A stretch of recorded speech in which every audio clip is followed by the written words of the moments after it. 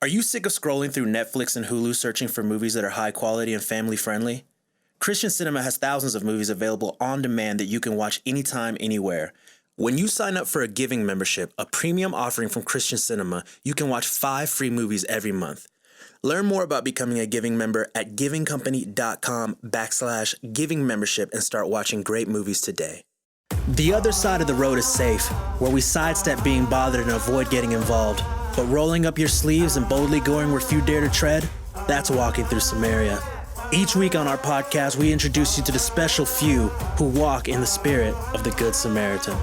On behalf of the Giving Company and your hosts, David Hendrickson and Dan Riveros, welcome to the Walking Through Samaria podcast. Hey everybody, welcome to the Walking Through Samaria podcast. I'm your host, Dan Riveros, with my co-host, David Hendrickson. How's it going, man? Dan, you have the Rona. Got the Rona. Dan, to all our listeners, Dan and I are not in the same room because Dan has the Rona. I all tested positive the other day, shortly after our last podcast, and yeah, just going through it, man. You sound good. Are you feeling okay? Yeah, I'm definitely on the upside of it. I think the worst is behind me, but yeah, I definitely see how you don't want this for sure. Well, we recorded our last podcast with Steve Haas of World Vision, and we were kind of needling Dan about maybe he had COVID-19. It turns out that he does, but please forgive our lightheartedness because Dan's 31 years old, and we just figured he was not at risk. So, yeah. And he's already on the upswing. So it's good to hear, Dan. Thanks, man. Who do we got today? Yeah. Hey, we have another famous person today. Awesome. Famous person. Famous person. There we go. Paul Byrd, welcome to the Walking Through Samaria podcast. Guys, what is going on? Hey. I come on this podcast to give any Rona advice, but I am just coming out of it myself. And I've got a little bit of brain fog, so if I say something stupid, it's not me, it's the virus. Well, there you go. I wish I had that excuse. Both of you guys are Rona positive. Definitely echoing that. I don't have that excuse. I'm a little nervous now. I got 2 Rona guys on the podcast. Hey, Paul, you look good. You look 50 years young. It. Yeah, you're looking good. That's true. I just turned 50 as well. It's been a big last couple months for me. My wife and I just made 27 years, and I've turned 50. And it all happened at once. I mean, David, it was like I was 19, 20, 21 years old, and the next thing you know, I'm 50. Right. Oh, my goodness. Well, so that guy who was talking about time and Ecclesiastes, he was onto something. Yeah. Well, it goes quick. There's a lot that's happened in that time period for you, buddy. I mean, we got to talk about Louisville. We got to talk about LSU. Yeah. We got to talk about the Braves. Yeah. We got to talk about Freebird. I mean, there is a lot to cover in a short period of time. So, Paul, if you don't mind, I'm going to read your bio to our listeners, and we're going to get into it like nobody other than Paul Byrd can get into it. This is going to be fun. You ready? I'm ready. I'm a little nervous, but I'm ready. For a Fox Sports broadcaster, we know you're not nervous, so you look calm. Here we go. Hey, to our listeners, former Major League Baseball pitcher, Emmy award-winning broadcaster, and best-selling author Paul Byrd has been married to his wife, Kimberly, for 27 years, as we just heard, and is the father of Grayson and Colby. Kimberly and Paul met at LSU, I'm sorry to say, where Paul was a 2-time academic All-SEC player, the team GPA leader, and an NCAA national champion. Paul played for 19 years in Major League Baseball. After shoulder reconstruction surgery in 2000, Paul thought he would never play again. Instead, he began to swing his arms and bring back the double pump windup, which eventually became his signature delivery and brand in baseball.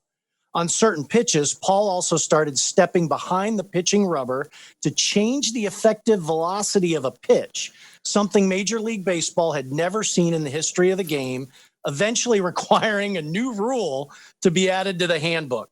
Bobby Cox calls Paul one of the most creative pitchers he's ever seen at getting hitters out. I think there was a stare down with Lou Piniella in there somewhere too, Paul, if I remember.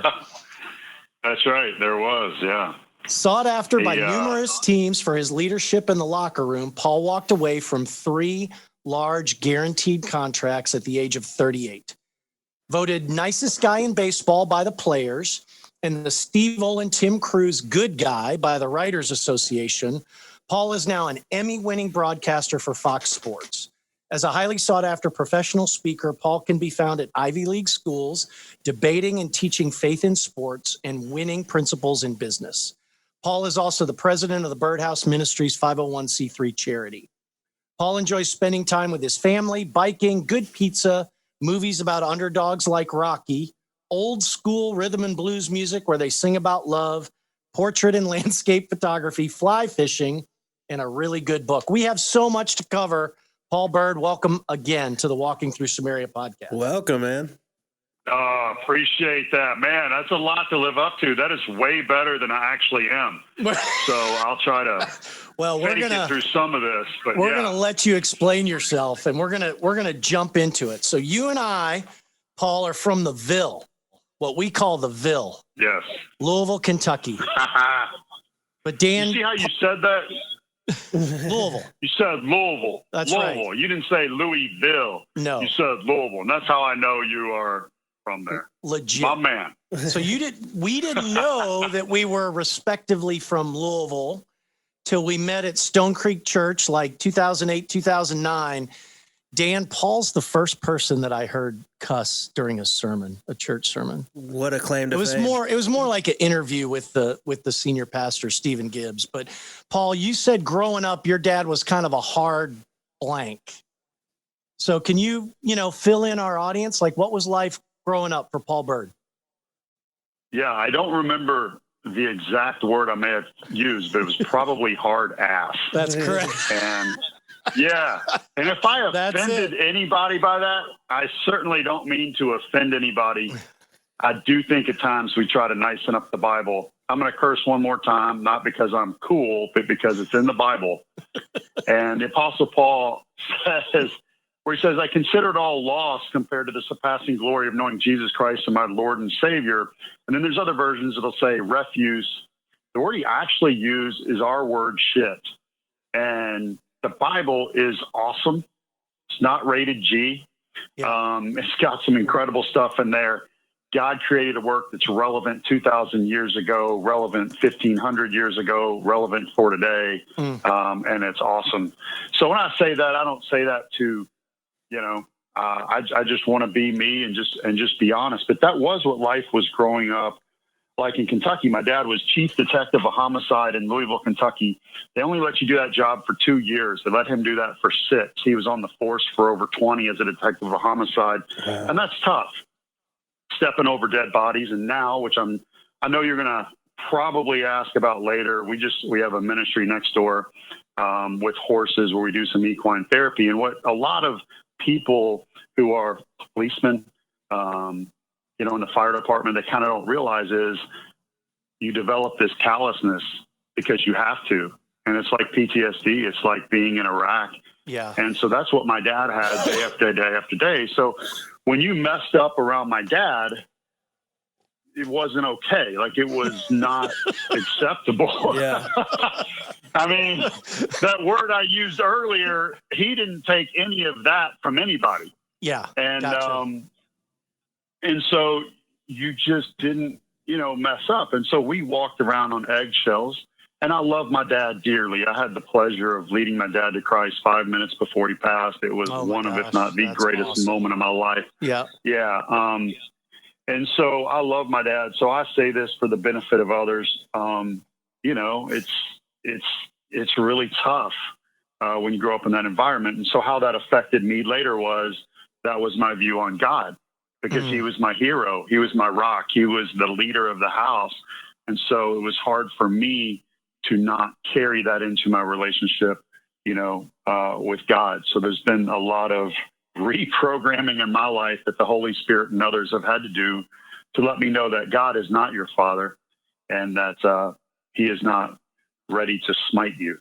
Yeah. Wow. I'd also like to say, because, you're from Louisville too, Louisville's a big basketball town. And horses, whiskey, and basketball, baby. That's what we got in Louisville. That's it. The big three. That's right. That's right. So when I grew up breaking lamps in my living room, with a tennis ball, my dad knew nothing about baseball, but he went and got a book by Tom Seaver and he read about it. And he's like, man, this kid's pretty good. So when he got home from the police force, he would put his handkerchief on the living room floor and he would squat down and catch me. So my dad also spent a lot of time with me and built into me, and I don't want to ever skip over that part because he was just somebody that wanted to bring me along in what I was excited about, and I'm so thankful for that now. That's awesome. At what point? So you're a College World Series champion, right? A national champion at LSU. Yes. At what point did you and your dad kind of be like, hey man, this dude's pretty good. There's a future here. Yeah. So I always wanted to pitch in the big leagues. I used to watch the Big Red Machine. There you go. Johnny That's who Bench, that was the team in Louisville. Cincinnati was the closest pro that team was we on. had. Yep. Yeah, when you had 4 channels growing up and the Reds were on one, I was going to watch the Reds. And then, playing baseball, in the sand lot, and then going down to St. Matthew's Little League. And when I was 13, 14 years old, I got in a fight with my dad. And this is one of the days of reckoning for me. I got in a fight with my dad at Ponderosa Steakhouse because I told him I was going to play in the big leagues. And he said, you need to get your education. And I said, nah, I don't need that. I'm going to play in the big leagues. But he was much smarter than I was and knew that, hey, you can get hurt and it's not an easy thing to do. It's not like you can just go play in the big leagues. But I remember really standing up to my dad and saying, no, I'm going to do it, and pounding my fist on the table. And, that's just something you didn't do with my dad. Like, wow. You did not have a difference of opinion or stand up to him. You always lost. Good thing you were at Ponderosa, probably, right? Like Ponderosa. That probably saved your life, right? That's a safe zone, right? Ponderosa Steakhouse is a safe zone.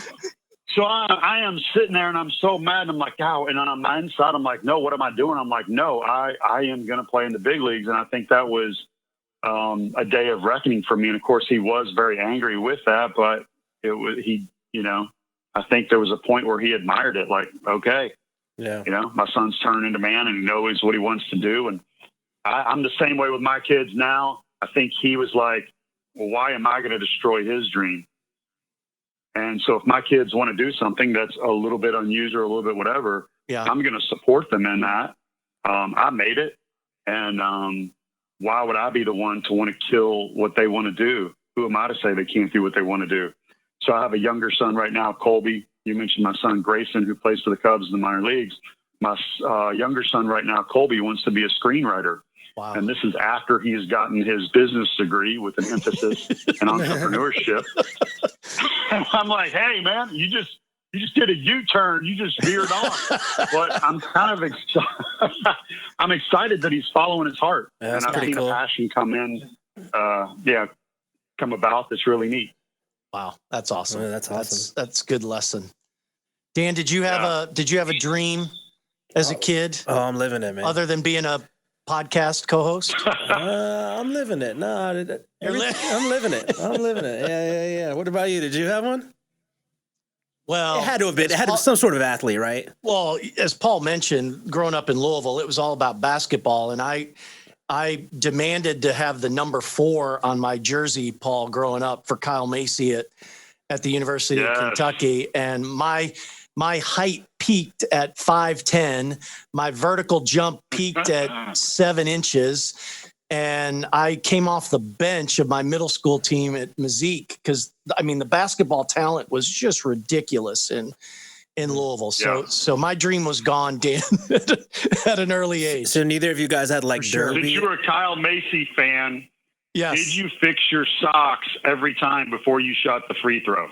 Absolutely. That's what he was known for. And he crouched way down, remember, for his free throw shooting and playing defense. He had that same really low crouch. He was the first guard that I saw dribble behind his back. Anyway, that's what I aspired to be. Didn't work out. Yeah. So neither of you guys. A Jay Scheidler fan. Oh yeah, the blonde bomber. Remember Jay Scheidler? I was a Jay Scheidler fan because of Jay Scheidler, blonde hair. Because of Jay Scheidler and Bob Horner, I had a blonde mullet for about 15 years growing up in Kentucky. How about that? Dan, we need to try to find that photo on Google somewhere. That would be so growing up out there, neither of you guys had like derby aspirations, like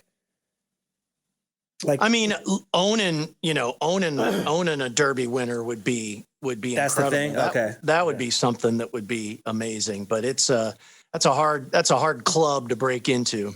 Okay. I don't know anything about it. Sure. It looks cool. Yeah. So I love horses. Yeah, Dan.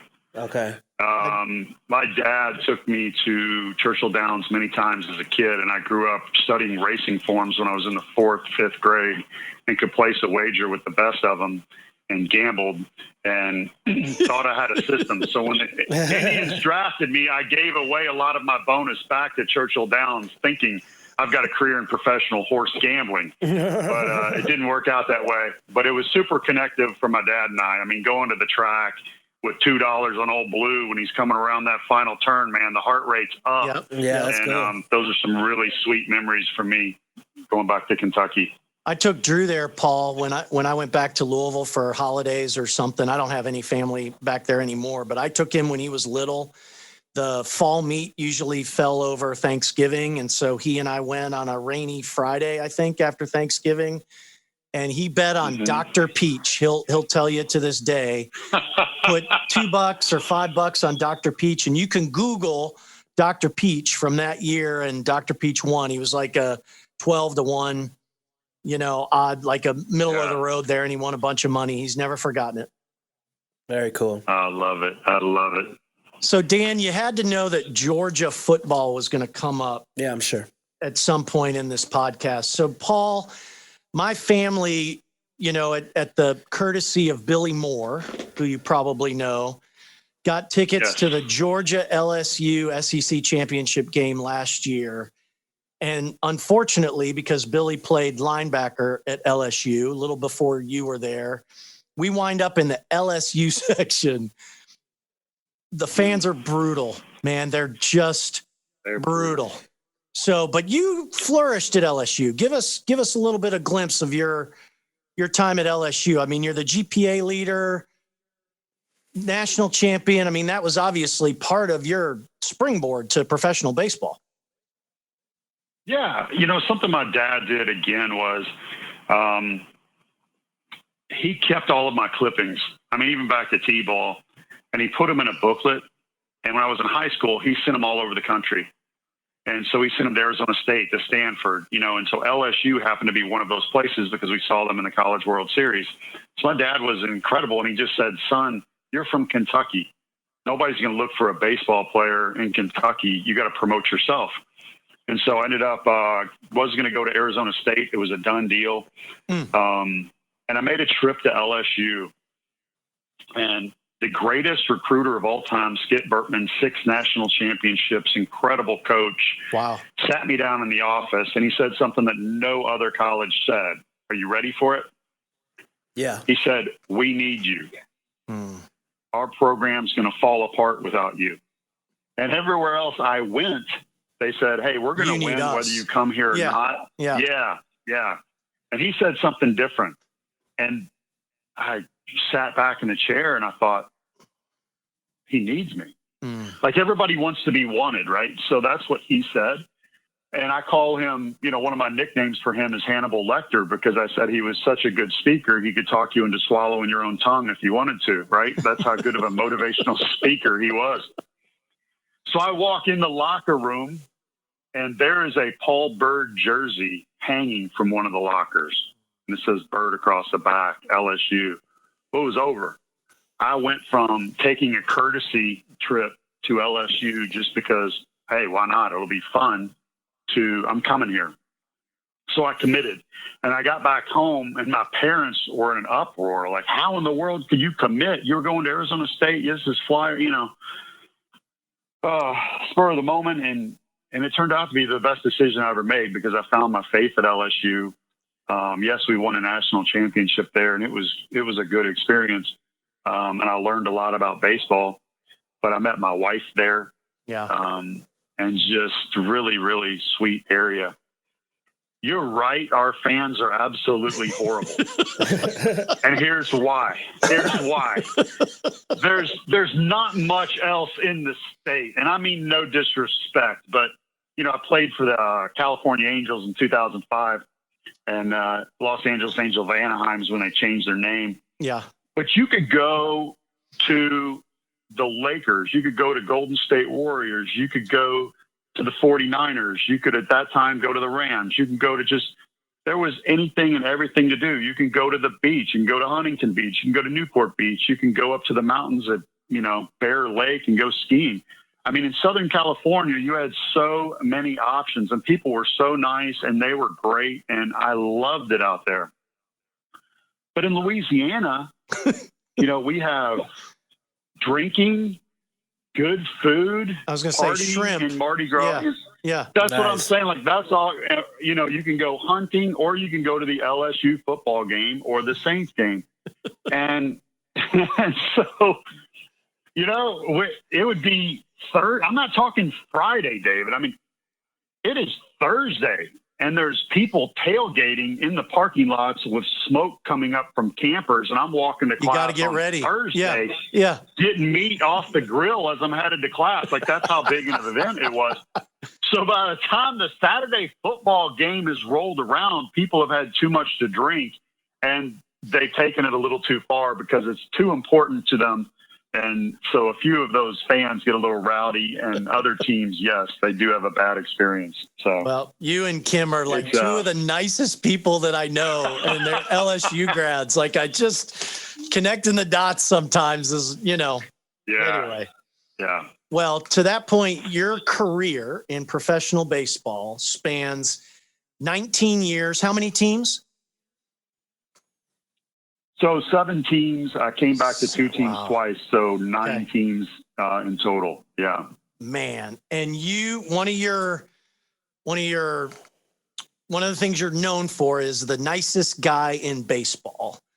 Now, one of the things that Dan and I like to talk about on this podcast is the parable of the Good Samaritan and how walking across the road to tend to somebody who's different from you and going above and beyond is really the theme of the Good Samaritan. It's not rescuing a cat out of a tree or changing somebody's tire by the side of the road, although those are good things. Yeah. Talk about being a believer in professional baseball for 19 years. And you come out with a good reputation. Like, tell us how that played out in your spirit and in your walk. Well, I appreciate that. First of all, I want to give a shout out to my wife because she moved us 56 times while I was playing. I played for 19 years. I wasn't good enough to stick in any one place. So there's times where I went down to AA. There was times where I came back. There was times where I got traded. And when the smoke cleared, that's what's happened. And so there could be a lot of times of frustration. A lot of times it was all about me. Stadiums of people were cheering for me. And here my wife is doing a lot of things for our family, keeping us together and traveling, bringing everybody so that I could follow my dream. So that means a whole lot to me. As far as being the nicest guy in baseball, you really don't want that tag when you're on the mound. You don't really want the hitter going, man, I'm facing the nicest guy in baseball. He's not going to hit me. So they dig in a little bit more. But that's what came out. And I'm proud of that. I think the Lord gets the credit on that one, just like my wife with the moving. And while I'll say this is, I was reading a book yesterday by Dallas Willard. It's not by Dallas Willard, but it's about him, and it's called Renovated. And he did all this research at the end. He found out he was a counselor, Dallas Willard was, and he found out that the most important thing that you can do when counseling somebody else, are you ready, is to love them. That's more important than any advice you're going to give them, is to actually care about them and love them.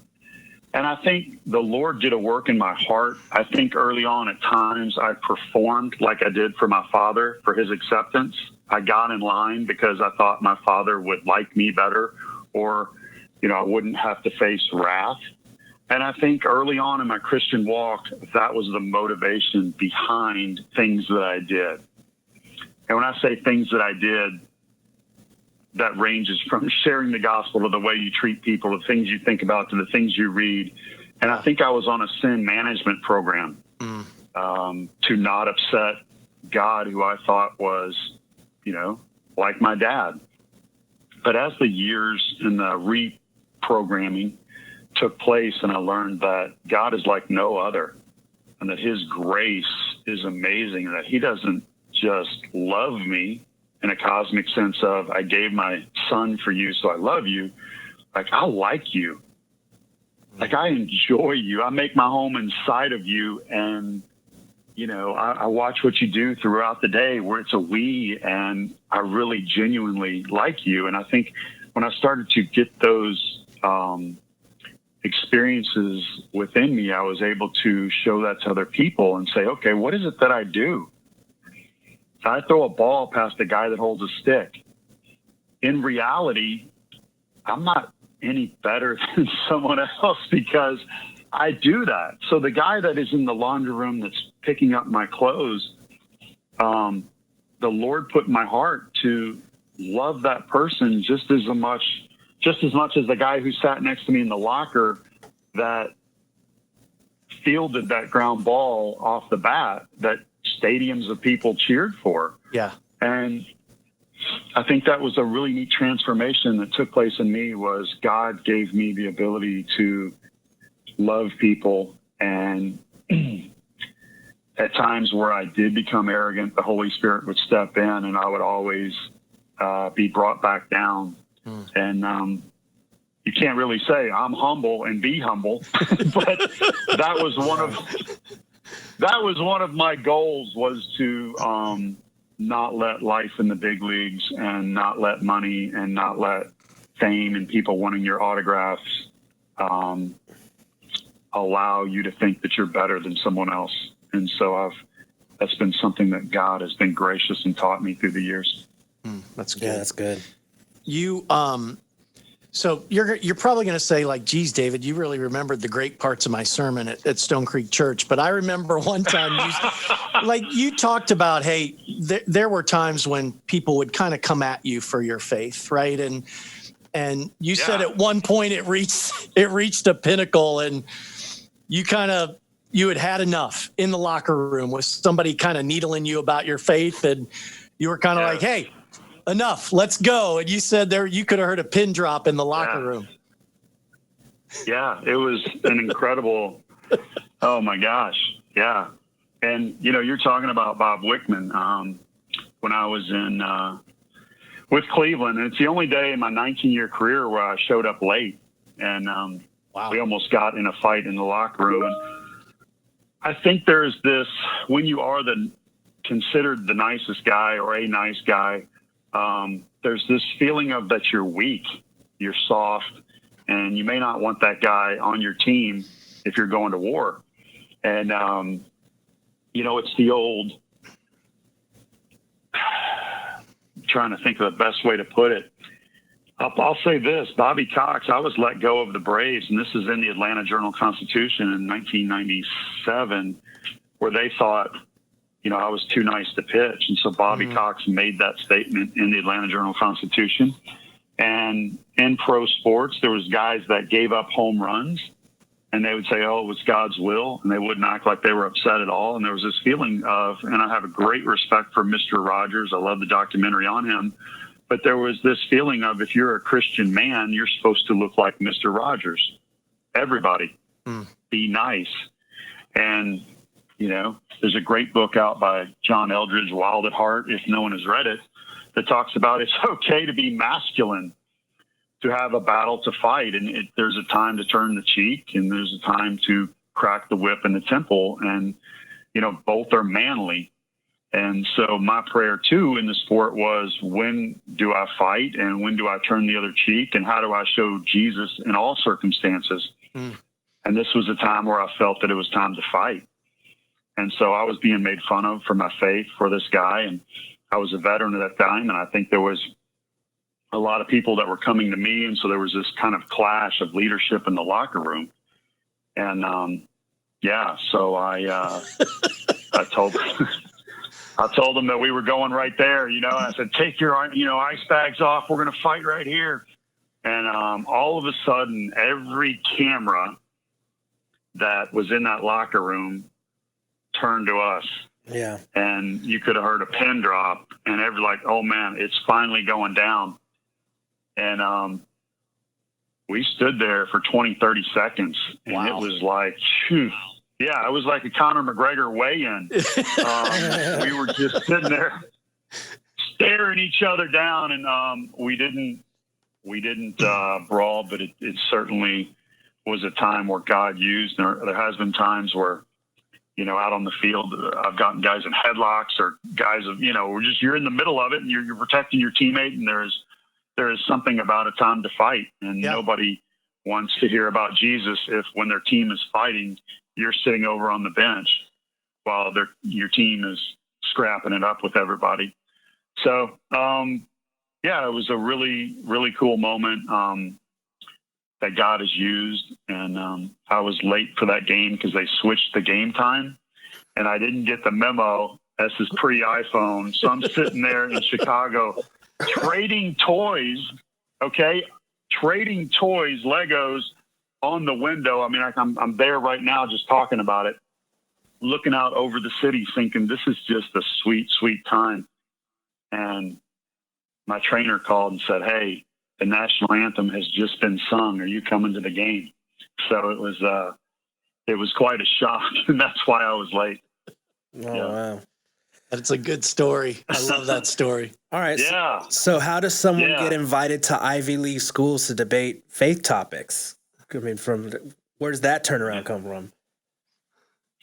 That came because I played for the Red Sox. And when you play for the Red Sox, it's like idol worship.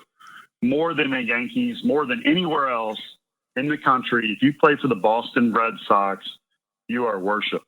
Wow. When I was traded over to the Red Sox and walking back to my apartment, and I got there day one, and there's Big Papi and Pedroia and Veritek and, some incredible players there.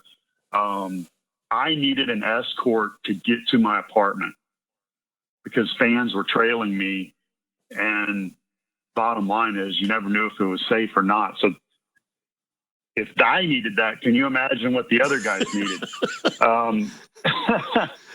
So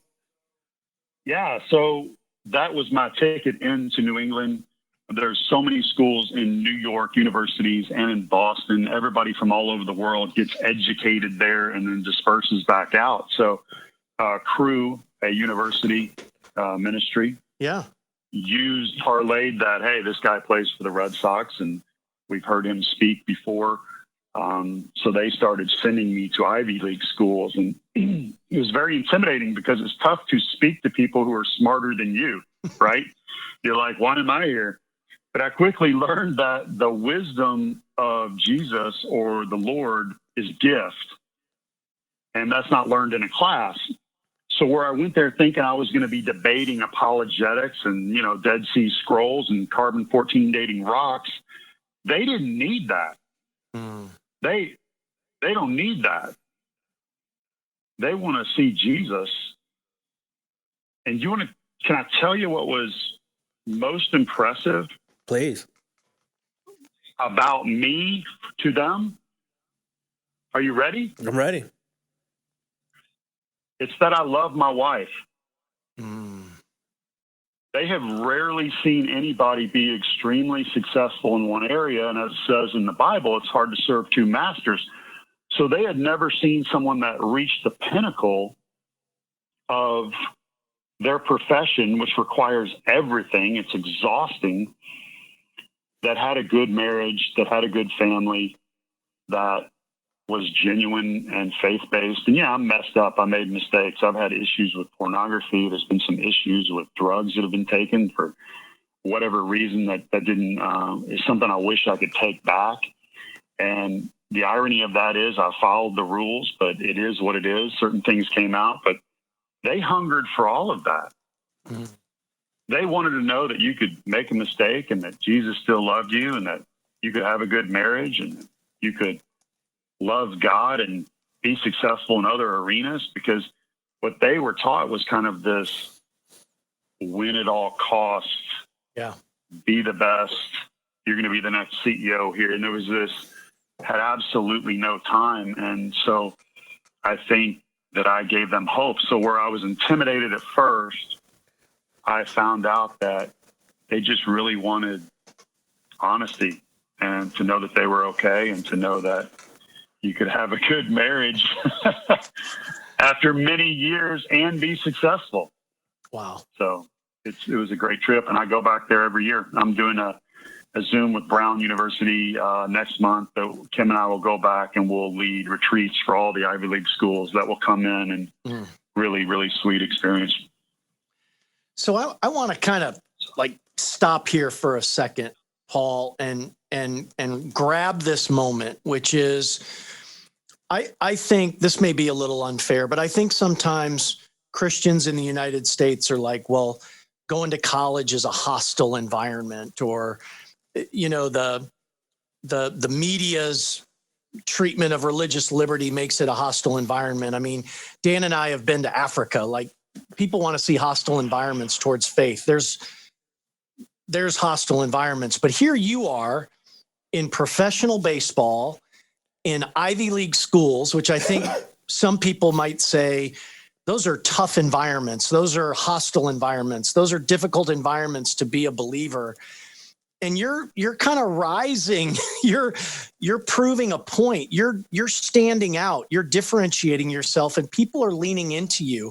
What's the advice that you have to Christians and on their walk, on their journey, cultivating their faith, building into other people, knowing that you've done this in professional baseball and in Ivy League schools? What's the message? What's the advice?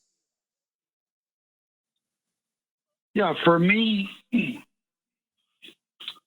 there's a verse that comes to mind, and he says, many will come to me and they'll say, didn't we prophesy in your name? Didn't we drive out demons? And it says, didn't we perform miracles? And Jesus will say, away from me, evildoers, I never knew you. It's kind of one of the scariest verses in the Bible. And so what I take away from that verse is, first of all, I haven't performed any miracles. You know, I haven't done those things. Those are pretty high standards. And it's kind of like the rich young ruler when he walks away. It's kind of the same thing where all the apostles go, man, well, then who can be saved? But notice Jesus did not say, many will come to me who have trusted me with their life, trusted my works and not their own works. Many will come to me who prayed and talked to me and had an intimate relationship with me and shared their feelings with me. And I said, away from me, evildoers, I never knew you. He doesn't say that. And so what I've really learned by that is performing or doing the Christian life apart from him is horrible, miserable. You have no chance. So times where I try to talk or preach or whatever out of my own resources, because I know what to say and how to use the verse, but yet my heart is not right with Jesus in whatever way that may be, failure. Yeah. Failure. So I want to connect to Jesus and have such an intimate relationship with him, talking and listening and learning, that when I go to do these other things, you know, and we do these other things because it's who we are. You know, dogs bark, ducks quack, Christians love. So I want to go love other people because it's who I am. It's what I do because of my identity. And that only happens when my heart is right with him. And so I would say, love God and do what you want. Love God, listen to God, pray to him. When you read your Bible, it's not a science book. It is a love letter. Read it. Ask the Lord, ask the Holy Spirit to reveal what he has for you. and be caught up in that relationship and then go do what you want, because what you want will be spirit led. Yeah. And so that's where I have grown in my journey, and that's where I'm at today. And it's, that's what I would tell people. That's good. That's good. Yeah, that's awesome. Well, I want to pivot for a second, because in your bio, I mean, there's some stuff that I didn't know. The fly fishing thing, the love song, rhythm and blues, new edition thing. But you talk about loving a good underdog movie. So I gotta turn the clock back, Paul. I saw Rocky, the first one, not the ninth one, the first one at Showcase Cinemas on Bardstown Road. On Bardstown Road. You know, it's funny, like when you grow up and you think like, oh, I sort of grew up in a nice area and nice environment, all that. Showcase Cinemas was really kind of lousy. but that's where I saw the first Rocky. It was my best friend Mark Wood's birthday. We were in third grade, and we went and saw Rocky at Showcase Cinemas. What's Dan, you have an underdog movie that you love? Man, Rocky is definitely one of them. Rocky's one of them. Paul, give us is Rambo one? Is Rambo one First Blood? Maybe the first one. Maybe the first one. Right? Yeah. Give us your what is it? Well, before I ask you the question, Danielle Strickland, right? Dan was the one on this podcast a few weeks ago, and she said, I just grew up, her parents were in the Salvation Army, believing that the Christian walk was all about loving the underdog, like rooting for the underdog. Anyway, where does your passion for Rocky and underdog movies come from? Well, I think, first of all, the Bible's 80% story, and I love a good story.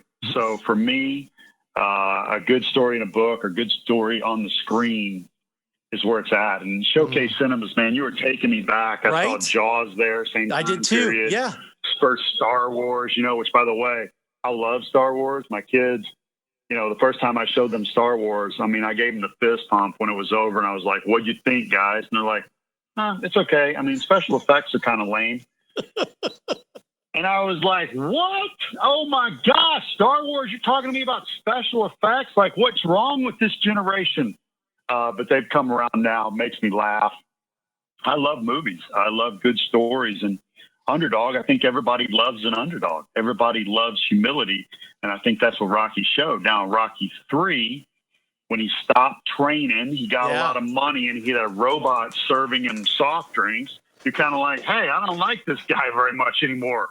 And so I think that's when you even see in Rocky 4, when he's training against Drago, and he goes to Russia, and he grows the beard, and he's running in the snow, and he's training in rafters. I think Sylvester Stallone knew that's what people identified with. Somebody that worked hard, somebody that was humble, somebody that was an underdog. And I certainly agreed. And I think I fit that bill a little bit in pro ball because I wasn't tall. I didn't throw hard. My arms weren't long. I didn't have this unbelievable, devastating pitch like a Greg Maddux changeup, but I was going to go out and compete and grind. And so I think that there was something that always resonated about that movie. Like, hey, that's you. Like, you got to work hard. You got to bust your butt. You got to whatever. And you don't have a 98-mile-an-hour fastball, but you've got to get creative. You've got to do whatever it takes to get guys out. And I think that's one of the reasons I resonated so much with that movie. And to this day, if Rocky's playing and I catch it on TV, I'm not, wherever the rest of the movie, I'm sitting down and watching it. I hear you. I think I saw 1, 2, 3, 4, and 5 at Showcase Cinemas, starting in third grade. I really do. There you go. Yeah. The old Showcase Cinemas. That's another thing, having kids now. I don't think they understand what life was like with 4 channels on a TV or having to go somewhere to see a movie. Yeah. it's kind of funny. I tease them a lot how blessed they are. I mean, even information, like if you hold up an iPhone, like kings down through the years started wars because of information and libraries and volumes, and yet you have what kings fought wars over all with a push of one button. Yeah. You know, like you're so blessed. Be careful with it all, because there's a bad side to it as well. But the opportunity is there. You can do anything you want. So Dan, I'm gonna have Paul check my memory here. It really is different than we grew up. I think those 4 channels, Paul, were 3, 11, yes, 32, and 41. Correct. Right? That's it. All the Gilligan's Island reruns were on 41. That's what I remember. That's it. I miss growing up with Blockbuster. Blockbuster was the thing. Like, Friday night after school, your buddies come over, your parents take you over, you all pick a movie. That was a thing for sure. And it took you like an hour and a half to decide. Yeah, that's right. Yeah, going up and down the roads. What about this one? What about this one? You had like 5 because you didn't want anybody to take one of the ones you were getting, so you're walking around like you're carrying school books. Yep. I miss the old Blockbuster too. That was a good bonding experience for sure. So Paul, you after 19 years, you mentioned 3 guaranteed contracts, age of 38, you hang it up. And now you are an Emmy-winning broadcaster with Fox Sports. Talk about that transition and talk about what it's like living out your faith in this new career that you have. I so appreciate that. I walked away from 3 guaranteed contracts wondering if I made a mistake. And I did because my wife said, I can't follow you anymore. And, she had moved us so many times. Our kids were getting ready to go into high school. And she said, what's the point of money if you miss your kids grow up? And so I walked away, but I was like, man, I don't know if I should have. Years later, my youngest son, Colby, and I went on a movie retreat. You were talking about movies earlier. There's a part in Forrest Gump where Forrest Gump is so excited to see Lieutenant Dan come back. He's on the fishing dock that he jumps off his boat and he swims over to him and he climbs up and the boat crashes in the background and it's hilarious.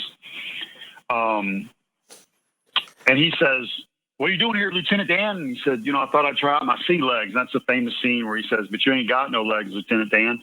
And everybody laughs, and it's a really, really cool scene. And Colby said, that was you, Dad. And I go, what do you mean? He said, when you quit and you walked away from baseball, that's how I felt. Like you let everything crash and you were so excited to be with us. You jumped out of the boat and came over. I started weeping. Yeah. And I said, okay, I made the right choice.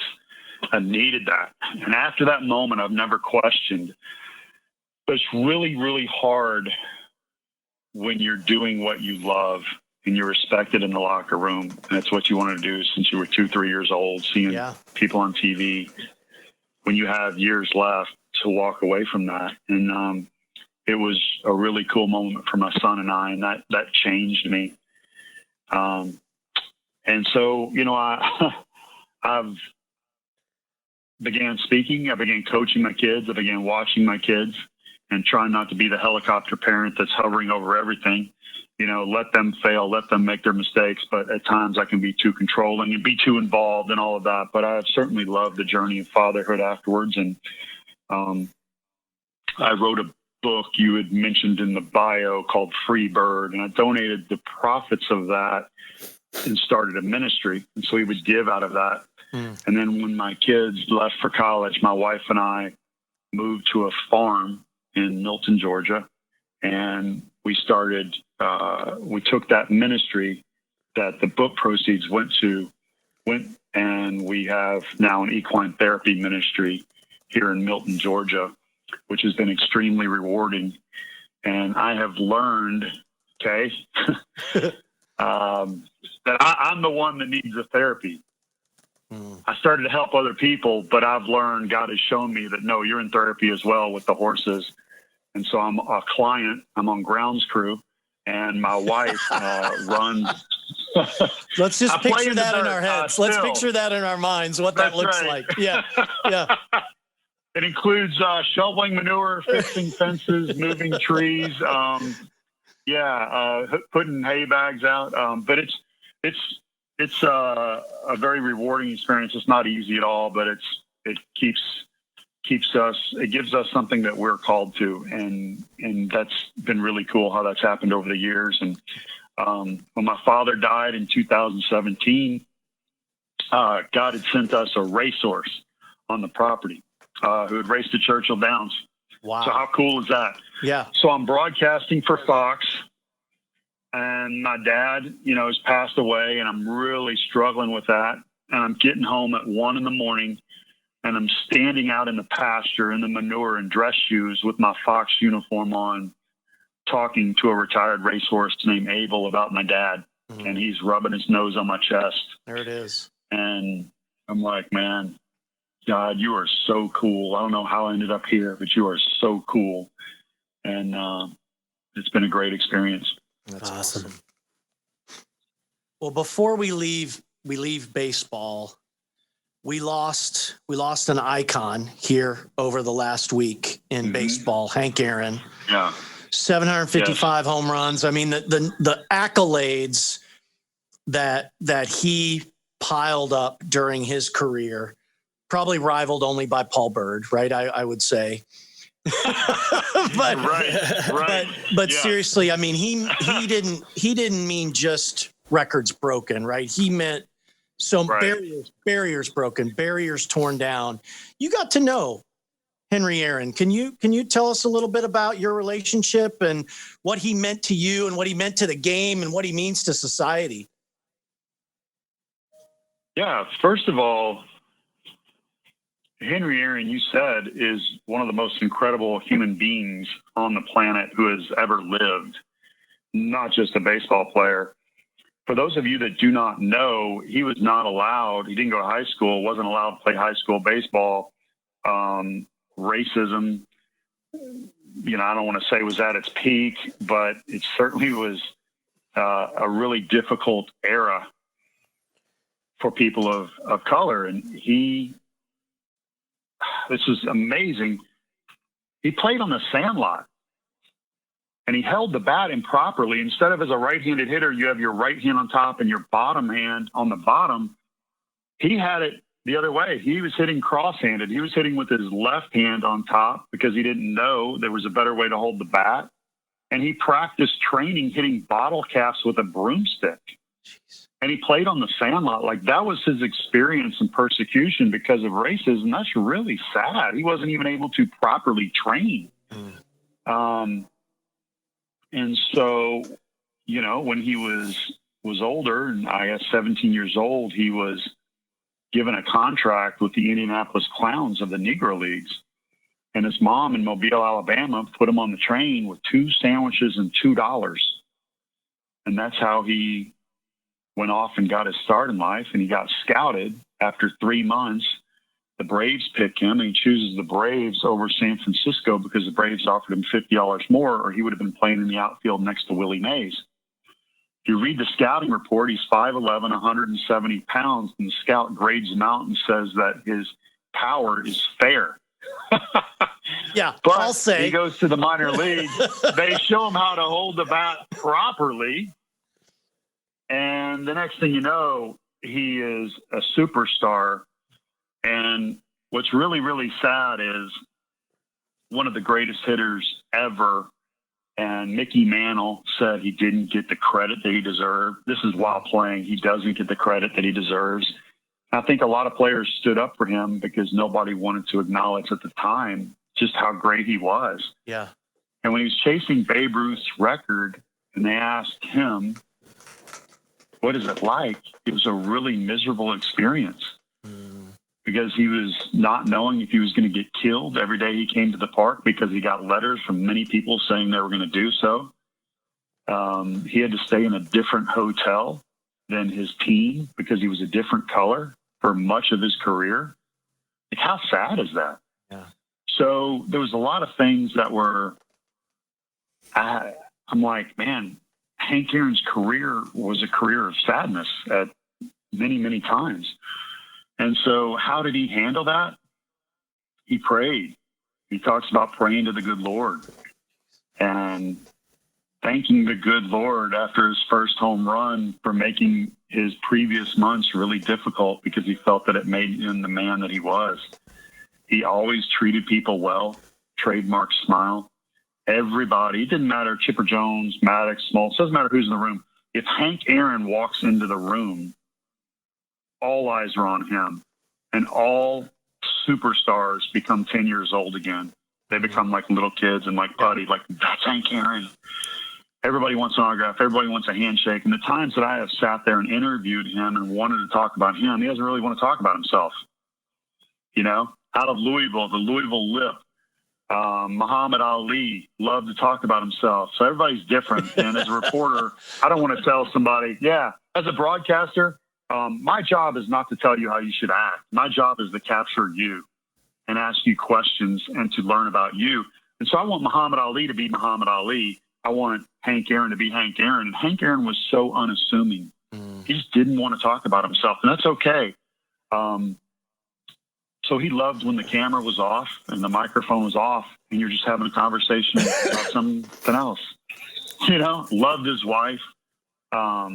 Just an icon. So when he came over to the stadium, all eyes were on him and he handled it with such grace. And when I think of Hank Aaron breaking the record and what he did, 25-time All-Star. Jeez. And if you took out all of his home runs, and they were all outs, he would still have over 3,000 hits. Wow. I mean, it's just, wow. He was that good of a hitter and never played college, never played high school, hit bottle caps with a broom. So what a lesson to all of us in perseverance and the way you treat people.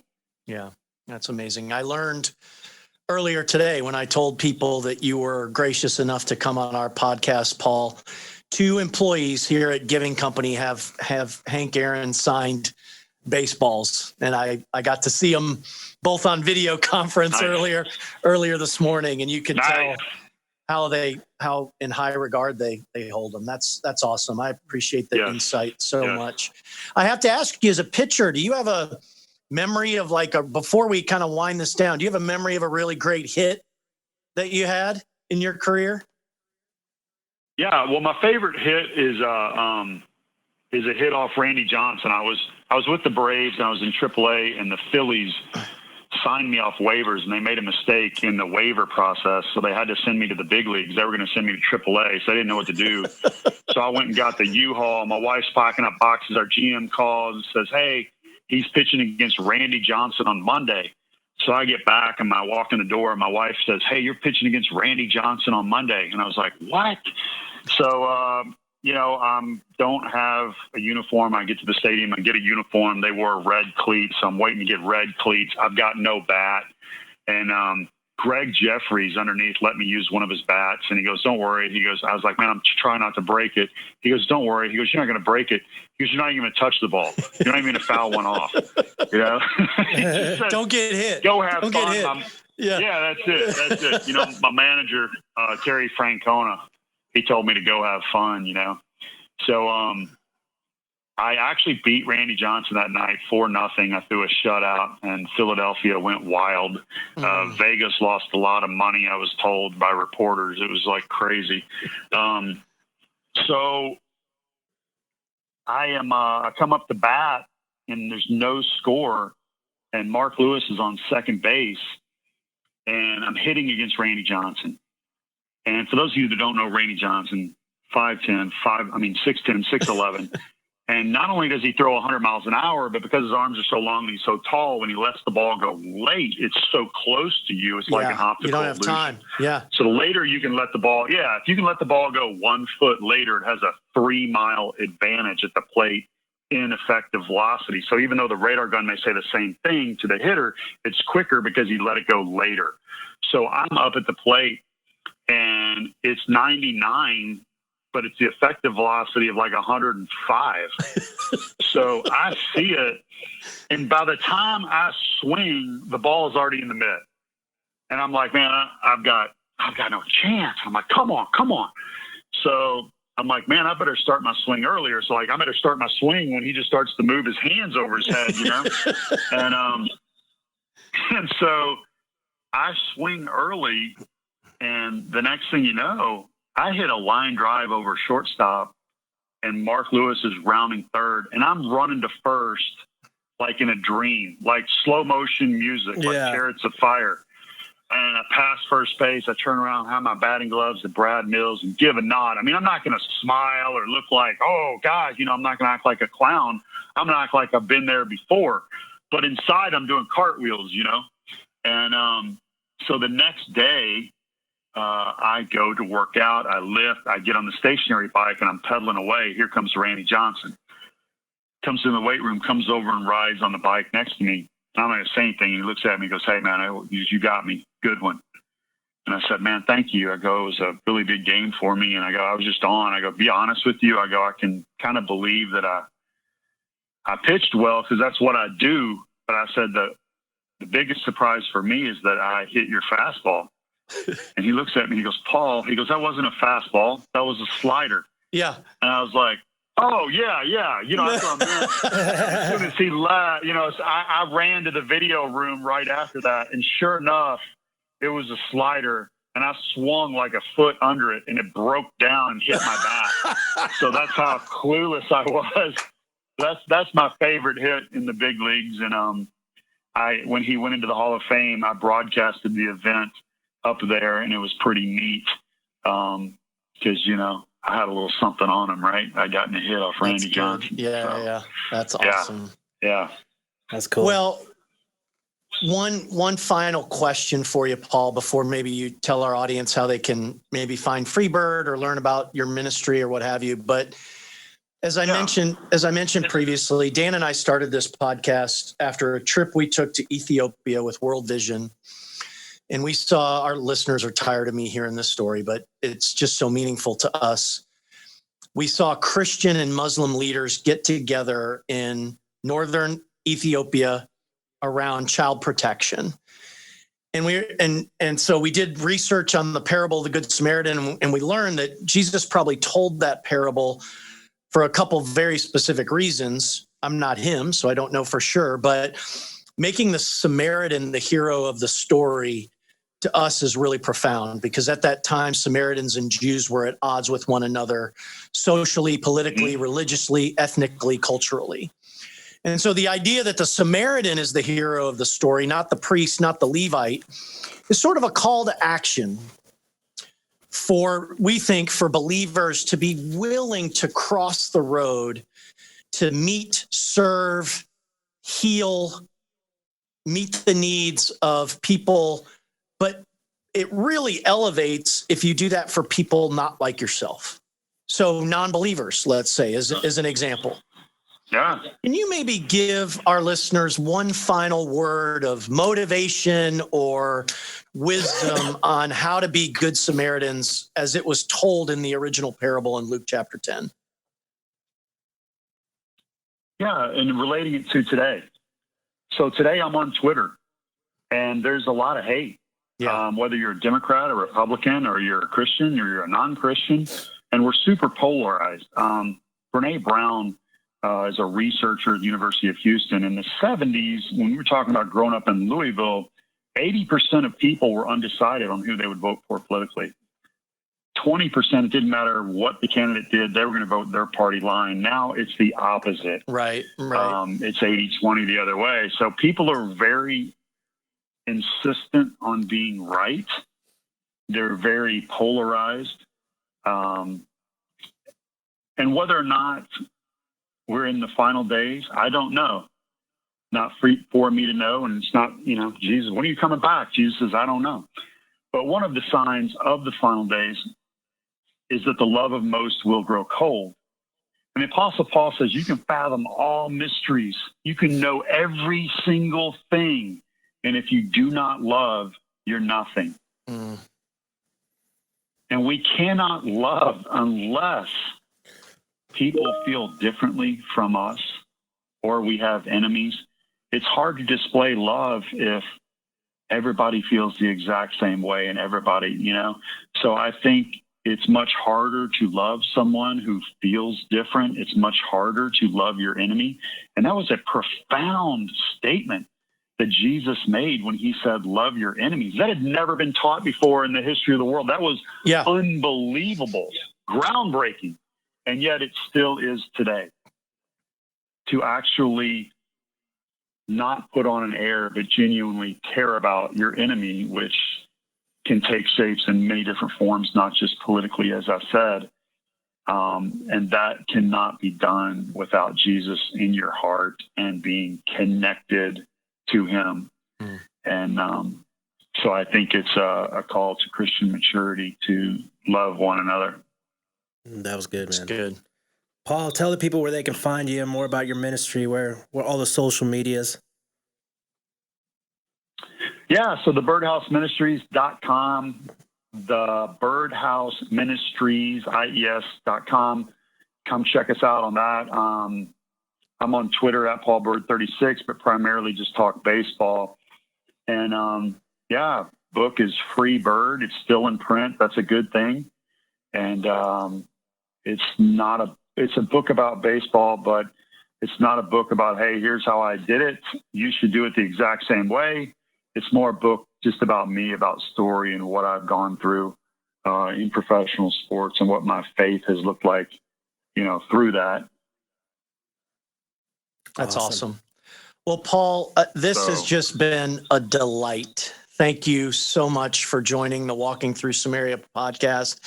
Thanks for being true to who you are, right? In professional baseball and with college students as a sports broadcaster, authenticity and love are definitely words that come to mind when I think of Paul Byrd. And I just want to thank you so much for sharing your insight and your stories and your wisdom and your walk with our listeners. It's just been a treat. Oh, thank you guys for having me on. I love your show, and the fact that you would have me on there means a lot to me, and I'll be looking forward to more shows. That's awesome. We'll give our best to Kimberly and Grayson and Colby, the family, and let's hit the river sometime soon and do a little fly fishing. I appreciate it, David. All right. Talk to you guys. Man. Dan, we'll see you. Hey, have a good one, man. Thank you so much. Well, that's it for today, everyone. Thank you so much for tuning in to the Walking Through Samaria podcast. This is your host, David Hendrickson, with co-host Jan Riveros and our very special guest, Paul Byrd. Thanks so much for tuning in. We'll talk to you next time. See you guys. For more content like this, visit us at givingcompany.com. Thank you for joining us, and we'll see you next time on Walking Through Samaria.